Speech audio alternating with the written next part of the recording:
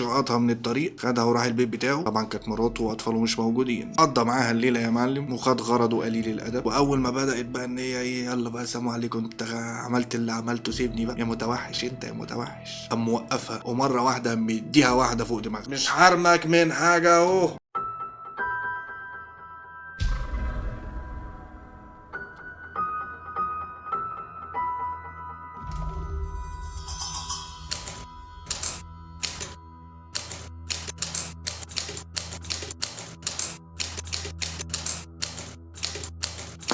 صباح مساء خير عليك يا جدع. تاني فيديو للسلسله اللي مش عارفين لها اسم، فيلا بينا ونقول بسم الله. سنه 2000 بمدينه مشهد ايران لقوا واحده تلاتينيه، ست تلاتينيه جميله كده، ملفوفه بسجاده يا جدع ومرميه في الشارع. والشرطه عرفت ان هي ماتت مخنوقه وان هي كانت شغاله فتاه ليل، واحده شمال والعياذ بالله يعني. بنت اوتوانس. تاني يوم الشرطه لقت واحده تانيه اوتومنس برضه مقتوله بنفس الطريقه. وبعد كام شهر من الجريمتين دول الشرطه لقت جثه تالته برضه اوتومنس ومقتوله بنفس الطريقه برضه. ومن هنا الشرطه بدات تفهم ان في حاجه غلط بتحصل. الاوتومنس كتروا وان في قاتل متسلسل بيستهدف المزاز الشمال دول اللي هم الاوتومنس. وبعدها بكام يوم لقوا الجثه الرابعه، هوبا لقوا الخامسه، هوبا لقوا السادسه، اديني لقوا سبعه، يا نهار اسود لقوا الثامنه، الله الله، وفي لقوا التاسعه، ثم لقوا العاشره. الموضوع بيكبر مننا يا كاظم بيه، لازم نلاقي له حل يا باشا. هوبا لقوا ال11، ان شاء الله عن حد ما حوش. وهوب هوب هوب لقوا ال12 وال13 مع بعض كده بقى مجوز يا معلم. بعد كده لقوا الجثه ال14 ومش حرمك من حاجه، ولقوا الجثه ال15 بقول لك 16. اللي مجنني بقى يا جدع ان متوسط ارواح الجثث دول او عمرهم ما بين 18 ل 35 سنه، بس في النص في واحده فاسيه كده اوتومنس عندها 50 سنه. معرفش شغاله اوتومنس ازاي دي. انت بتعملي في وسطهم ايه يا قطه؟ ايه اللي مخليكي شغاله فتاه ليل يا اوتومنس انت يا عسل؟ المهم نعتبرها الدهن في العتاقي ونعدي يا جدع. وكان في بنت اسمها موزيجان كانت واقفه في وسط ساحه الشهيد فهميد او فهميده. كانت مستنيه اي عربيه عشان توصلها بيتها، وكانت عماله تبص حواليها يمين وشمال. مش بتبص يمين وشمال بس، هي بتبص على الناس كلها، يعني شكلها اوتومنس. في نفس الوقت كانت مقلقه لانها سمعت في الاخبار عن الاوتومنس الكتير اللي ماتوا. واذ فجاه سمعت صوت موتوسيكل جاي عليها. فجاه لقيت الموتوسيكل واقف قدامها، ولقيت واحد في اواخر الثلاثينات كده قاعد على الموتوسيكل مستقنيص، قام رافع وشه كده زي بتوع الافلام وقام بص لها وقال لها ايه الجميل مستني حد؟ شكلك معكيش فلوس يا مزه. وانا عندي حق؟ انت معكيش فلوس يا مزه؟ انا عندي قسيمه بيع وشراء رز وفراخ ومكرونه، هي في البيت معايا. ايه رايك لو قعدتي ورايا كده وجيتي معايا البيت واديتك البتاعه دي ورحت جبتي رز ومكرونه وفراخ؟ موزيجان البنت الاوتومنس واللي شكلها مدي اوتومنس كانت فعلا محتاجه فلوس، بس هي كانت خايفه من كتر الكلام اللي سمعته ان في قاتل متسلسل وبيقتل البنات بالليل والحركات دي كلها. فقالت له لا يا حبيبي، لا يا بابا، انت فاكرني ايه؟ فاكرني اوتومنس ولا اوتومنس؟ المهم بتاع الموتوسيكل لما سمع الجملتين دول قام لافف راسه تاني بدل شغل السيما اللي هو كان فيه، قام خد بعضه ومشي. في نفس الوقت الحارس بتاع الجنينه اللي في الميدان كان سامع هما بيقولوا ايه، فقال للست ولا البنت اللي اسمها موزيجان دي انا عارف الراجل ده كويس، الراجل ده 100 100، اعتقد كان عايز يديكي شويه رز وفراخ ومكرونه وكده. المهم هي ندمت ان هي ما ركبتش معاه وخدت المكرونه والرز والفراخ وانتهى الموضوع. تاني يوم يا جدع كانت موزيجان واقفه في نفس المكان تاني عماله تبص يمين وشمال كده، شكلها فعلا اوتومنس. فجاه لقيت الموتوسيكل جه تاني وقف قدامها وقام عامل كده برده بنفس الطريقه وعرض عليها نفس العرض، وان هي تركب معاه عشان يديها رز وفراخ ومش عارف ايه ومكرونه، ولازم تركب وراه عشان تروح البيت تاخد الحاجه. وهنا افتكرت كلام الحارس اللي هو بتاع الجنينه، قال لها ان الراجل ده موثوق والراجل ده 100 100. فقالت له ماشي يا حبيبي ما دام فيها فراخ ورز انا موافقه. وقامت هوب راكبه الموتوسيكل وراه. ولما قربوا من بيت الراجل وهو بالموتوسيكل بقى، لا معلش يا موزه ممكن تغطي وشك بالحجاب عشان بس انت عارفه ايه يعني كلام الناس كتير واحنا مش عايزين كلام مش ناقصين. وفعلا وافقت وخبت وشها ودخلوا البيت. وهم بقى في الفسحيه بتاعه البيت دي ولا الباحه ولا ما اعرفش اسمها ايه، كانت واقفه بتتفرج على شجره التوت. كانت شجره عملاقه يعني شكلها حلو جدا، لحد اما لقيت الراجل بتاع الموتوسيكل بيسحبها من دراعها وقام فاتح باب البيت وداخل، خد بعضه وطلع على اوضه النوم. وطبعا انت معفن، انت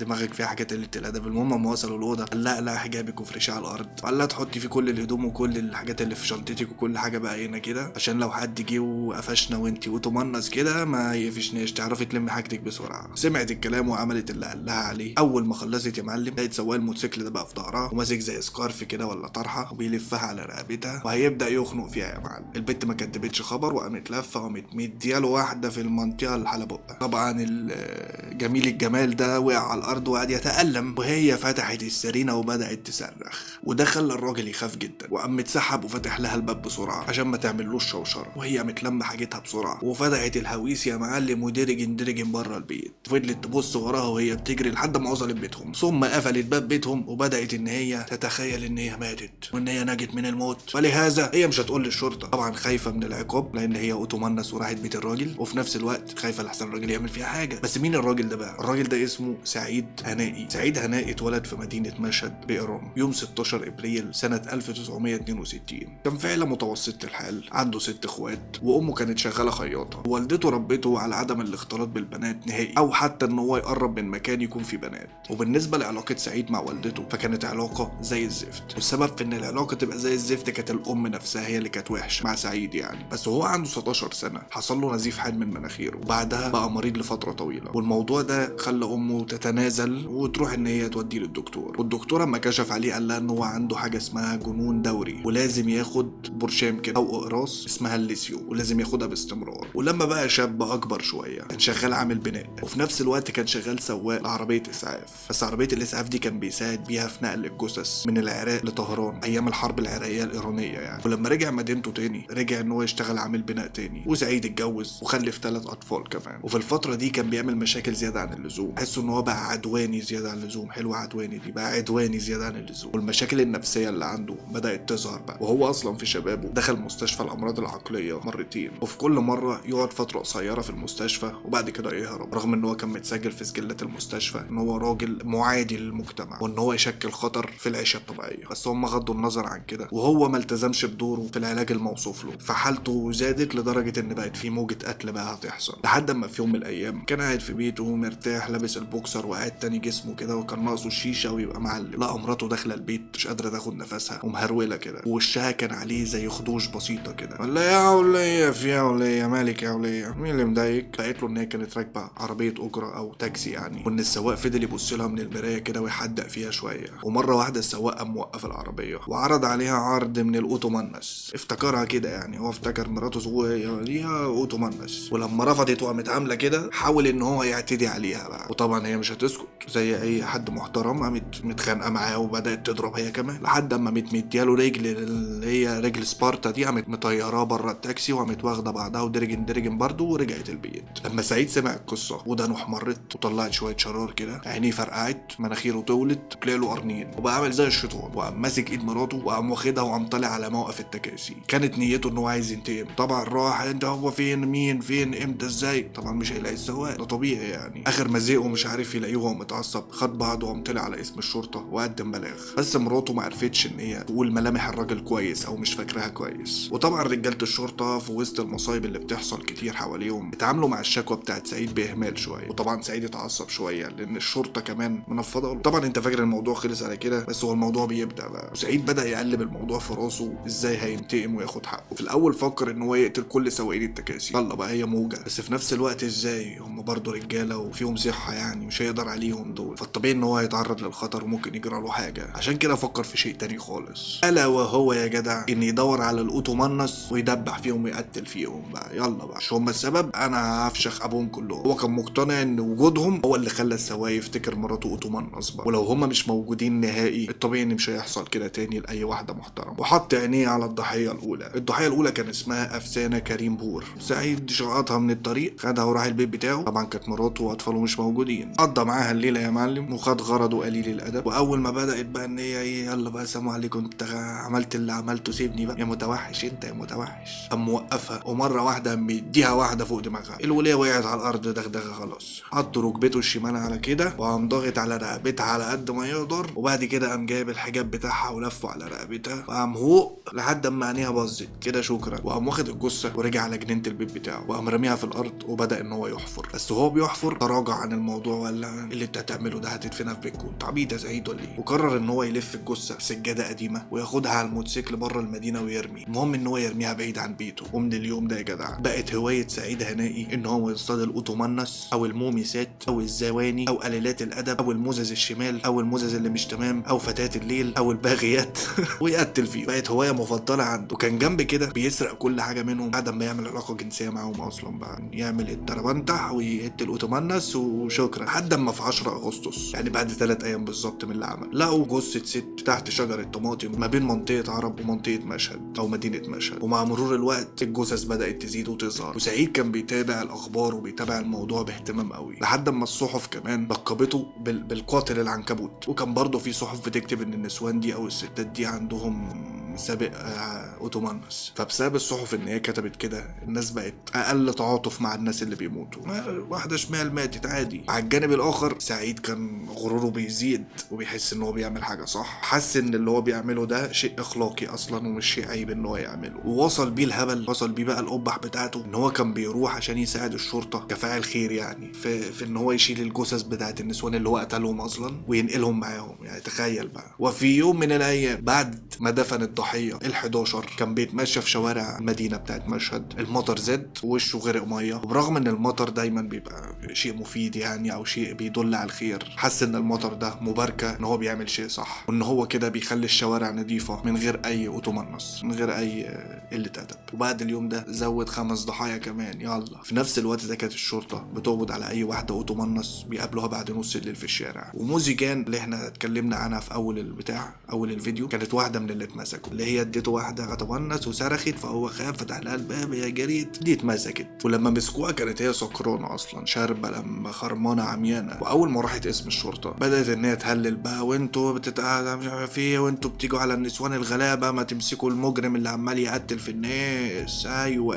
يا ولا. فالظابط شدوا كلامها كده فاستفسر بيقول لها ايه نظامك، ايه الكلام ده، في انت تعرفي؟ قامت حكيه له على اللي حصل لها مع سواق الموتوسيكل اللي قابلته. في اللحظه دي الشرطه خدتها عشان يتعرفوا على البيت اللي حصل فيها كده، بس هي ما عرفتش توصلهم لانها ما كانتش فاكره كويس، ده غير ان هي سكرانه اصلا. فما كانوش بيدوروا غير على شجره التوت الكبيره اللي كانت في جنينه البيت، بس طبعا ما لقوش اي حاجه. قد كده خدوها للساحه او للميدان اللي هي قابلت سواق الموتوسيكل فيه، بس برضه ما لقوش اي اثر للسواق ده. فبداوا ان هم يدوروا على الحارس بتاع الجنينه اللي قال لها ان الراجل ده موثوق، برضه ما لقوش الحارس. بس بالصدفه قابلوا واحد كان بيسال عن الحارس وقال ان هو قريب، ومسافه ما قالوا له الاوصاف عرف على طول هم بيتكلموا على مين، وقال لهم ان سواق الموتوسيكل ده اسمه سعيد هنائي. وفعلا الشرطه خدت عدد حلو يعني وطلعت على بيت سعيد هنائي، وبداوا ان هم يستخبوا متسلحين ومستنين سعيد اما يظهر. ليه هم عملوا كده؟ لان هم افتكروا ان هو في عصابه اجراميه كبيره، وان الموضوع ممكن يوصل بقى يعني عارف انت مكافحه بقى. لكنهم اندهشوا لما قبضوا عليه واكتشفوا ان كل اللي بيحصل ده هو بس اللي بيعمل كده، شخص واحد بس عطشان قتل مجنون بصراحه. وكل البلد عرفت شخصيه سعيد هنائي من ساعه ما الشرطه قبضت عليه، وبدات الصحافه تربيت تكتب وتودي يا معلم. بس المشكله بقى ان الناس او الصحافه بدات تمجد في سعيد هنائي وتقول ان هو بطل قومي، وان هو كان عايز ينظف المدينه من الدنس اللي فيها او من الاوتومانس، وان هو يعتبر كان شايل البلد كلها على كتفه عشان ينظفها. والشرطه كمان بدات ان هي تعوم على الصحافه وخبت حاجات من اللي حصلت في التحقيقات. خبوا ان بطلهم المقدس ده كان بيزني اصلا مع الستات اللي بيجيبهم قبل ما يقتلهم، وكان بيسرق الذهب بتاعهم كمان. والشرطه وعدت عيله سعيد انها تخلي الجانب ده بتاع الزنا وبتاع القتل وبتاع السرقه قصدي مستخبي ومحدش هيتكلم عنه. حتى قرايب سعيد بداوا يلموا فلوس عشان يدفعوا دية للضحايا، لعائلات الضحايا يعني، وباعوا بيت سعيد عشان يكملوا المبلغ. وناس عندهم نفوذ كبير في البلد بدات توكله محامين تقال جدا عشان يدافعوا عنه. وكل الاهالي فعلا وافقت على الدية وبداوا ياخدوا فلوس، الا عيله واحده رفضوا ان ياخدوا الدية وتنازلوا عن حق بنته. وطبعا الناس كلها كانت بتبص لاهالي البنات دي بص استحقار، يعني ان انت يا ابني انت اوتومانس وبنتك كانت اوتومانس وانت كانت مراتك اوتومانس وكلام ملوش لازمه. وابن سعيد اللي كان عنده 14 سنه وقف في المحكمه بتاعت سعيد ودافع عنه، وقال ان ابوه كان بينظف البلد ولو هو مات في غيره هيحله محله. وقال ان في اكتر من 20 واحد طلبوا منه انه يواصل ويكمل مسيره ابوه، بس هو قال لهم خلينا نشوف ابويا هيخرج ولا انا هكمل. وسعيد كان مفتخر بقى جدا بنفسه في المحكمه، حس ان هو بطل بجد. وقال في المحكمه انا كل اللي يعرفني عارف ان انا شخص متدين، وفي شهر رمضان كنت بعمل صيامي كامل ومفيش فرد بسيبه، واعتقد كل جيراني شافوا كده، وعمري في حياتي ما شربت خمره. فانا راجل عارف ربنا كويس وراجل محترم وكل يشهد لي بكده. وفي نهايه جلسه الاستماع اللي حصلت مرات سعيد هنائي قالت للصحفيين سعيد دايما كان بيقول ان الست اللي تروح بيت راجل بمزاجها وهي ما تعرفوش تستاهل القتل، وان سعيد ما بيقتلش ناس ولا بيقتل بشر، سعيد كان بيقتل الفساد، وان الانسان بيحس بالخجل لما بيعمل جريمه قتل، بس سعيد فخور لانه عمره ما عمل حاجه غلط. وقالت كمان انا جوزي ما كانش يعرف ان العمل عمل ده واللي بيعمله ده غير قانوني، وانا عمري ما شفت منه سلوك وحش، ولحد اللحظه اللي بكلمكم فيها دي انا مش خايفه وعارفه ان جوزي ما عملش حاجه غلط وعمري ما خاف منه. انا كل اللي بفكر فيه حريته وبس. وسعيد كان بيقول ان هو حاسس بالفخر جدا وان هو قتل 16 صرصار عادي يعني، وكان دايما تحسه ان هو مش مبالي كده، مش فارق معاه التهم اللي بتجيله. هو كان مقتنع مليون في المية ان هو هيطلع براءة من اللي عمله، وده بسبب ان الناس كلها كانت مشجعاه وشايفاه بطل. حرفيا كان الناس بتهتف له ولا كانه كده في زمانه. وفي وسط بقى اللي بيحصل جوه المحكمة وبره المحكمة والناس شايفاه بطل وهو شايف نفسه جامد وكل ده، الشرطة مرة واحدة قررت ان هي تقلب الآية على سعيد، وفجأة وبدون اي سابق انذار الشرطة بتعلن ان سعيد دخل مصحة الامراض العقلية مرتين قبل كده، وان هو مصنف ان هو شخص خطير للمجتمع. وبدأوا ينشروا تقرير الطب الشرعي عن الموضوع ده، وقالوا ان هو مارس الزنا يعني مع الضحايا وسرق ذهبهم وكان بيديه لمراته كمان. في الاول سعيد رفض ان هو يعترف بحاجة زي كده، انا ما عملتش كده يا حبيب قلبي، انت هتكذب. بس مع الوقت بدأ يعترف ان هو فعلا كان بيسرق ذهبهم وحاجاتهم بعد ما يقتلوا، بس اصر ان هو ما عملش معاهم حاجة وان هو ما زناش معاهم. وفي النهاية حصل الحكم بالقصاص وان هو يتجلد قبل ما يتعدم. وعائلات الضحايا ففي 12 منهم ما كانش معاهم تكاليف ان هم يدفعوا حق الجنازة حتى. وابو واحدة من الضحايا قال انا بنتي متجوزة وهي عندها 10 سنين، ولما بقى عندها 20 سنة جوزها اتجوز عليها واحدة تانية رغم ان خلف منها 6 عيال، واهماله ليها ورميها هو اللي خلاها تروح للشارع. بنتي مش غلطانة، هتعمل ايه؟ ما هي لازم تكسب فلوس عشان تعرف تعيش وتعيش عيالها. وسعيد هناي قال انا قتلت 16 واحدة في خلال كام شهر بس، وانا مش ندمان على افعالي باي شكل من الاشكال، ولو ما كانش اتقبض عليا انا كنت مخطط ان على نهاية السنة هكون قاتل 150 واحدة وتمنص. انا كنت عايز اعرف الناس ان الدعارة والحاجات دي اخرها نهاية غير سعيدة، وانا كنت النهاية بتاعتهم. وسعيد وهو مستني تنفيذ حكم الاعدام كان مقتنع برضه ان مش هيحصل الاعدام وان حد هيجي ينقذه، ولكن تم اعدامه وجلده قبل اعدامه يوم 28 ابريل في 2001. كان وقتها وصل لسن ال40. وقصة سعيد هنائي او السفاح سعيد هنائي دي الهمت ناس كتير واتعمل منها افلام كتير. في فيلم وثائقي اتعمل سنة 2002 اسمه العنكبوت من اخراج الايراني ازيار بهاري، والفيلم ده فيه مقابلة مع سعيد هنائي اصلا. وسنة 2020 اللي هي من كام سنة اتعمل له فيلم باسم كيلر سبايدر او القاتل العنكبوت. وبعدها بسنتين اتعمل فيلم كمان عن حياته نفسها اسم الفيلم العنكبوت المقدس، وده اشهرهم يعني، لدرجة ان الفيلم ده دخل في المنافسة الرئيسية بتاعت مهرجان كان السينمائي لنفس السنة بتاعت الانتاج. وهنا سؤالي يجي يا جدع، هل فعلا سعيد كان عنده حق ان هو يقعد يقتل في البشر بدون وجه حق كده وفاكر ان هو كده بينظف المدينة من قلة الادب ومن الدعارة، ولا هو مجنون فعلا؟ اعتقد ان في قانون طبعا. اعتقد لو كل واحد هيعمل اللي على مزاجه وفاكر ان هو بيصلح الكون فطبيعي ان احنا نبقى في غابة، واحنا مش للدرجة دي يعني. فصباح مساء الخير عليك يا جدع. احب اقول لك مع الجحيم يا حبيبي، مع الجحيم يا بابا. احب اقول لكم الله يبارك لكم، خد بوسة، مش حرمك من حاجة اهو.